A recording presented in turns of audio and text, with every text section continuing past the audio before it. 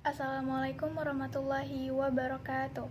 Halo semuanya, perkenalkan, nama saya Cut Alia Putri Ananda. Saya dari kelas 12 MIPA 8. Nah, jadi pada hari ini Alia akan mempresentasikan tentang kasus-kasus pelanggaran hak dan pengingkaran kewajiban warga negara. Pada pembahasan kita yang pertama, Alia akan membahas tentang makna hak warga negara. Sebelumnya, ada yang tahu nggak sih apa arti dari hak? Nah, jadi hak itu adalah sesuatu yang secara mutlak menjadi milik kita dan penggunanya bergantung kepada kita sendiri. Jadi, pengertian dari hak warga negara adalah seperangkat hal yang melekat dalam diri manusia dalam kedudukannya sebagai anggota dari sebuah negara. Pengertian hak warga negara berbeda dengan pengertian hak asasi manusia dan juga sifatnya berbeda. Hak asasi manusia bersifat universal, tidak terpengaruh atas status kewarganegaraan seseorang, tetapi hak warga negara dibatasi oleh status kewarganegaraannya. Menurut Jemli As-Siddiqi, hak-hak warga negara Indonesia meliputi hak konstitusional dan hak hukum. Hak konstitusional adalah hak yang dijamin oleh Undang-Undang Dasar Negara Republik Indonesia tahun 1945. Sedangkan hak-hak hukum timbul berdasarkan jaminan undang-undang dan peraturan perundang-undangan di bawahnya. Menurut Jemli As-Siddiqi, hak-hak tertentu yang dapat dikategorikan sebagai hak konstitusional adalah sebagai berikut. Yang pertama adalah hak asasi manusia tertentu yang hanya berlaku sebagai hak konstitusional bagi setiap warga negara Indonesia saja. Yang kedua adalah hak asasi manusia tertentu yang meskipun hanya berlaku bagi setiap orang, tetapi dalam kasus-kasus tertentu, khususnya bagi setiap warga negara Indonesia, berlaku keutamaan-keutamaan tertentu. Yang ketiga adalah hak warga negara dalam untuk menduduki jabatan-jabatan yang diisi melalui prosedur pemilihan atau elected officials. Yang keempat adalah hak warga negara untuk diangkat dalam jabatan-jabatan tertentu atau appointed officials. Dan yang kelima adalah hak untuk melakukan upaya hukum guna melawan atau menggugat keputusan-keputusan negara yang bernilai merugikan. Adapun pasal-pasal mengenai hak warga negara dalam Undang-Undang Dasar 1945 dimulai dari pasal 27 ayat 1 sampai pasal 34 ayat 3. Pembahasan yang kedua adalah makna kewajiban warga negara. Jadi sebelum kita mengetahui apa itu makna dari kewajiban warga negara, pentingnya kita harus mengetahui dulu apa sih pengertian dari kewajiban itu sendiri. Nah, jadi kewajiban itu dapat diartikan sebagai segala sesuatu yang harus dilakukan dengan penuh rasa tanggung jawab. Nah, jadi pengertian dari kewajiban warga negara itu adalah segala sesuatu yang harus dilakukan oleh seorang warga negara sebagaimana diatur dalam ketentuan perundang-undangan yang berlaku. Adapun contoh-contoh dari kewajiban kita sebagai warga negara Indonesia adalah yang pertama, setiap warga negara harus mempertahankan kedaulatan negara. Yang kedua, setiap warga negara harus membayar pajak. Yang ketiga, setiap warga negara harus menaati dan menjunjung tinggi dasar negara, hukum, dan pemerintahan tanpa terkecuali. Yang keempat adalah setiap warga negara harus patuh terhadap hukum yang berlaku di wilayah bangsa Indonesia. Yang kelima adalah setiap warga negara Indonesia ikut serta dalam pengembangan bangsa agar kedepannya bangsa dapat berkembang menjadi lebih baik lagi. Adapun pasal yang mengatur tentang kewajiban warga negara dalam Undang-Undang Dasar 1945 adalah dimulai dari pasal 27 ayat 1 sampai pasal 31 ayat 2. Nah, selanjutnya kita akan membahas tentang substansi, hak, dan kewajiban warga negara dalam Pancasila. Jadi, hak dan kewajiban warga negara itu terdapat di dalam nilai ideal sila-sila Pancasila, seperti berikut. Yang pertama adalah sila ketuhanan yang Maha Esa, yang memiliki arti bahwa setiap individu berhak untuk memeluk agama sesuai kepercayaannya masing-masing, dan berhak untuk beribadah dimanapun mereka berada, serta menghargai agama orang lain. Sila kedua, kemanusiaan yang adil dan beradab, yaitu adanya kesamaan antar derajat dalam hak dan kewajiban antar manusia. Yang ketiga adalah sila persatuan Indonesia, yaitu hak menikmati berbagai hak asasinya tanpa pembatasan. Yang keempat adalah sila kerakyatan yang dipimpin oleh hikmat kebijaksanaan dalam permusyawaratan perwakilan, yaitu hak bebas berpendapat, ikut serta dalam pemerintahan, dan mengedepankan dan berkewajiban mengedepankan pengambilan keputusan secara musyawarah. Dan sila kelima adalah keadilan sosial bagi seluruh rakyat Indonesia, yaitu kita berhak untuk dilindungi dan mendapatkan jaminan sosial. Dengan begitu kita akan mendapatkan hak milik, mendapatkan pekerjaan, dan mendapatkan perlindungan kesehatan.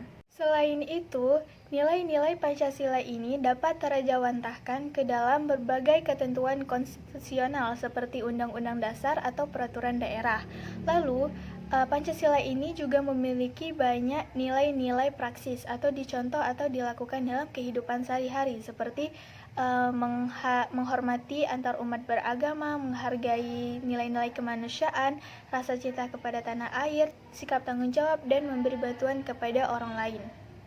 Nah, selanjutnya kita akan membahas tentang kasus pelanggaran hak dan pengingkaran kewajiban warga negara. Yang pertama adalah penyebab terjadinya pelanggaran hak dan pengingkaran kewajiban warga negara. Hal ini terjadi karena adanya yang pertama, sikap mementingkan diri sendiri, rendahnya kesadaran berbangsa dan bernegara, sikap tidak toleran, dan penyalahgunaan kekuasaan. Kemudian yang kedua adalah kasus pelanggaran hak warga negara yang dapat berupa kasus pelanggaran hak asasi manusia atau pelanggaran kewajiban warga negara. Dalam hal ini seperti melakukan pelanggaran hukum, pengingkaran kewajiban, dan lainnya. Dan dalam hal ini, Alia akan membahas tentang satu materi kasus pelanggaran HAM yang terjadi di Indonesia. Salah satunya adalah tragedi Trisakti. Tragedi Trisakti adalah peristiwa penembakan yang terjadi pada 12 Mei 1998 terhadap mahasiswa yang pada saat itu ikut demonstrasi menuntut Soeharto turun dari jabatannya. Kejadian ini menewaskan 4 mahasiswa Universitas Trisakti di Jakarta, Indonesia, serta puluhan lainnya luka. Mereka yang tewas adalah Elang Mulia Lesmana, Heri Hartanto, Hafidin Royan, dan Hendriawan Si. Mereka tewas tertembak di dalam kampus dan terkena peluru tajam di tempat-tempat vital seperti kepala, tenggorokan, dan dada. Kejadiannya adalah pada awal 1998 ekonomi di Indonesia mulai goyah yang terpengaruh oleh krisis finansial Asia sepanjang 1997 sampai 1999, dan mahasiswa pun melakukan aksi demonstrasi besar-besaran ke Gedung Nusantara termasuk mahasiswa Universitas Trisakti. Mereka melakukan aksi damai dari kampus Trisakti menuju Gedung Nusantara pada pukul 12.30. Namun aksi mereka dihambat oleh blokade dari Polri dan militer. Beberapa mahasiswa mencoba bernegosiasi dengan pihak Polri. Dan pada akhirnya, pada pukul 17.15, para mahasiswa bergerak mundur dan diikuti oleh majunya aparat keamanan. Dan aparat keamanan pun mulai menembakkan peluru ke arah mahasiswa. Para mahasiswa mulai panik dan bercerai-berai. Kemudian sebagian besar berlindung di Universitas Trisakti. Namun, aparat keamanan terus melakukan penembakan. Korban pun berjatuhan dan dilarikan ke Rumah Sakit Sumber Waras. Satuan pengamanan yang berada di lokasi pada saat itu adalah Brimob, Batalion Kavaleri 9, Batalion Infanteri 203, Artileri Pertahanan Udara Coast Guard, Batalion Infanteri 202, pasukan anti huru-hara Kodam, serta pasukan bermotor. Mereka semua dilengkapi dengan tameng, gas air mata, steyr, dan SS-1. Pada pukul 20.00 dipastikan 4 orang mahasiswa tewas tertembak dan 1 orang dalam keadaan kritis. Setelah dilakukannya penyelidikan lebih lanjut, ditemukan serpihan peluru kaliber 5,56 mm di tubuh salah satu korban mahasiswa Universitas Trisakti, Heri Hartanto. Hasil otopsi tim mencari fakta ABRI juga mengungkapkan hasil yang sama. Namun, para aparat keamanan membantah jika mereka menggunakan peluru tajam. Kemudian, persidangan terhadap 6 terdakwa beberapa tahun kemudian juga tidak dapat menjawab siapa yang menjadi pelaku di balik peristiwa naas tersebut. Dan misteri penembakan ini masih terus menyelimuti sejarah kelam 12 Mei 1998. Akan tetapi, 4 mahasiswa yang tewas dalam tragedi Trisakti ini dikenang sebagai pahlawan reformasi oleh pihak kampus, dan nama mereka pun diabadikan menjadi nama jalan di universitas di kampus Usakti, Nagara, dan Bogor. Kemudian, persidangan terhadap 6 terdakwa beberapa tahun kemudian juga tidak dapat menjawab siapa yang menjadi pelaku di balik peristiwa naas tersebut. Dan misteri penembakan ini masih terus menyelimuti sejarah kelam 12 Mei 1998. Akan tetapi, 4 mahasiswa yang tewas dalam tragedi Trisakti ini dikenang sebagai pahlawan reformasi oleh pihak kampus, dan nama mereka pun diabadikan menjadi nama jalan di universitas di kampus Usakti, Nagara, dan Bogor. Selanjutnya, kita akan membahas tentang penanganan pelanggaran hak dan pengingkaran kewajiban warga negara. Yang pertama adalah upaya pemerintah dalam penanganan kasus pelanggaran hak dan pengingkaran kewajiban warga negara. Menurut Pasal 1 Angka 6 Undang-Undang Nomor 39 Tahun 1945, pelanggaran hak asasi manusia adalah setiap perbuatan seseorang atau kelompok orang, termasuk aparat negara, baik disengaja maupun tidak disengaja. Oleh karena itu, berbagai upaya telah dilakukan untuk mengatasi pelanggaran hak asasi manusia di Indonesia.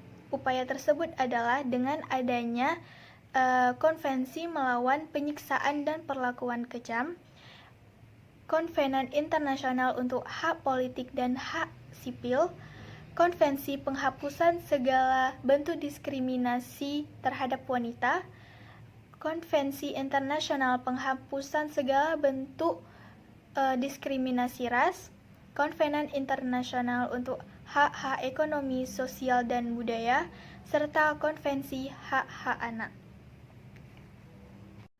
Upaya penanganan kasus pelanggaran hak asasi manusia semakin terlihat dengan adanya Undang-Undang Nomor 39 Tahun 1999 tentang HAM, Undang-Undang Nomor 26 Tahun 2000 tentang Pengadilan HAM, Undang-Undang Nomor 23 Tahun 2002 tentang Perlindungan Anak yang bertujuan untuk menjamin terpenuhinya hak-hak anak, Undang-Undang Nomor 23 Tahun 2004 tentang Penghapusan Kekerasan dalam Rumah Tangga, dan lainnya.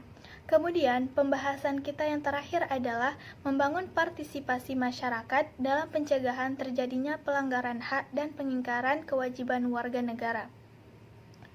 Ada dua cara yang dapat dilakukan untuk mengatasi pengingkaran kewajiban warga negara. Yang pertama adalah dengan cara preventif, yaitu proses sosialisasi, dan juga dengan cara represif, yaitu tindakan aktif, seperti menetapkan denda. Demikian presentasi yang dapat Alia sampaikan. Lebih dan kurang Alia mohon maaf, dan jika ada yang kurang dipahami silahkan ditanyakan. Lebih dan kurang Alia mohon maaf. Wabillahi taufiq wal hidayah. Wassalamualaikum warahmatullahi wabarakatuh.